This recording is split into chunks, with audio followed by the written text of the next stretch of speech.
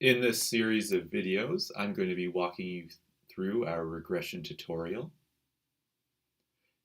This works in conjunction with our lecture material that we've been going over in class, and then your TA will also go through this tutorial with you in lab. You can follow along as I work through this video. It will be a series of videos. First thing you want to do is open up an R script in RStudio and make sure you save that script with a .r extension.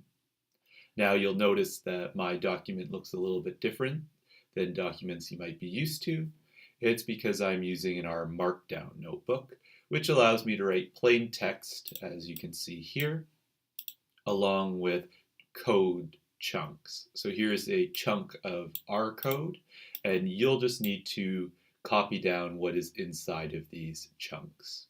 Now, I will be running them in this Markdown document, just using the Run button here in most cases.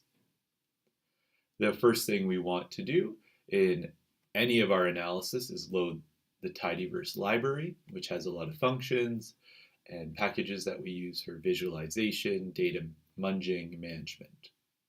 Now I'll run that. And after you run that, you get some feedback here into your R console. And here it's telling me which packages have been attached, and there are some conflicting function names, and you just need to be aware of this. Now I just want us to review reading in data.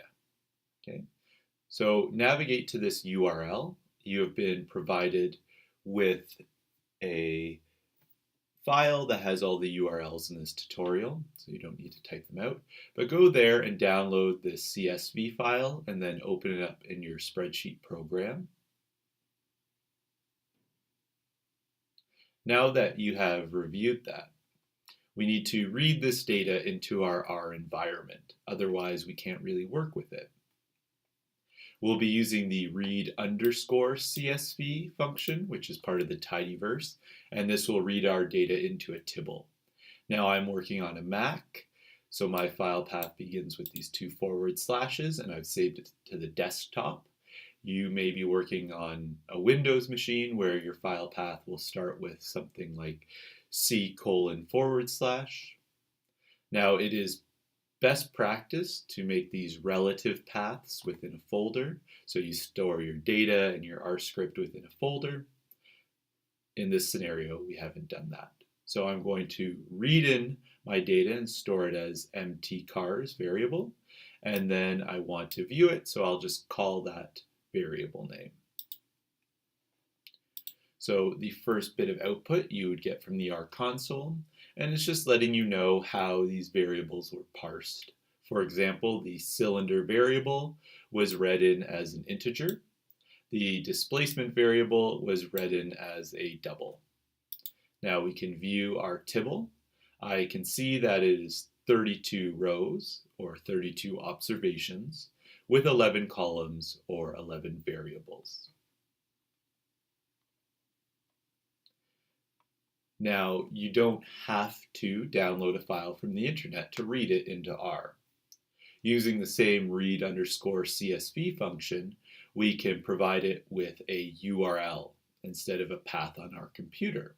So here I'll do the same thing. I'll just modify the variable name and read it in using the URL address. Now you can see this is stored on my GitHub account. And there we go. We get our same parsing specification information. Now, since we're working in RStudio, we have another option to view our data, which is in a spreadsheet, and that's using the view function. When I run that, it opens up our data set in the spreadsheet view, very similar to a spreadsheet program. We'll close that now. If you forget what a function does, we have 2 options to access its help information. You can use the question mark and then provide the function name, or you can wrap that in the help function and provide the function name. And when we do that, we'll run this.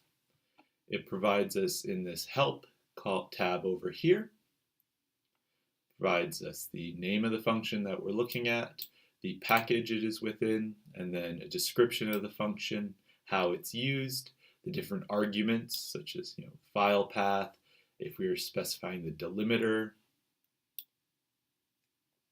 and so on. And then down here it allows you to have some examples that can be run by using the example function and then giving the function name. Now for the remainder of the tutorial, we won't be using this data, and if we look, it's stored here in our environment, so we can remove it from our environment by clicking here and then the clean, or we can use the remove function. So we'll use the remove function and we'll remove those sets of data, and they are no longer stored in our environment. We will continue in the next video working through the regression exercise.